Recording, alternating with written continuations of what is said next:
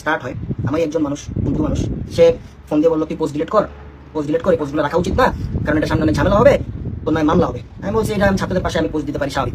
এই দফায় দফায় অনেকবার কথা হয়েছে, এই মানে 17 তারিখ থেকে 31 জুলাই এই পর্যন্ত অনেকবারই কথা হয়েছে, 17 থেকে 31 জুলাই। তো বলছে যে তুই পোস্ট ডিলিট কর, তোর নয় মামলা হবে, এই সেই। আমি পোস্ট ডিলিট করতে পারবো না। আর তারপরে চলে গেছে ওই যে আপনার নেট অফ হয়ে গেছে। আমি বলছি আমার পেজ এখন ওই যে জায়গায় আছে, তো ওই জায়গায় মানে নেট অফ, তার মানে আমি বাচ্চা আমি আমার পোস্ট ডিলিট করতে পারবো না, আমি এটা করবো না। তারপরে আসে আমার হোয়াটসঅ্যাপের কলগুলো। ফার্স্ট আমার মানে আমার যেটা সবসময় ইউজ করি ফোন, যে ফোনটা পকেটের মধ্যে, যেটা নাম্বার সবার কাছে অলমোস্ট আছে, ওই নাম্বারে একটা বাঙালি নাম্বার থেকে ফার্স্টে ফোন আসছে। আমি তখন করছি কি আমি আননোন সব ফোন ধরা অফ করে দিচ্ছি, আমি সবার ফোন ধরি, তো সবার ফোন ধরা অফ করে দিচ্ছি। তো মেসেজটা আসছে, it's important call for you, please receive the call, বিহাভ রিগার্ডস এস, মানে একটা নাম, একদম বড় ইনফ্লুয়েন্সার এস।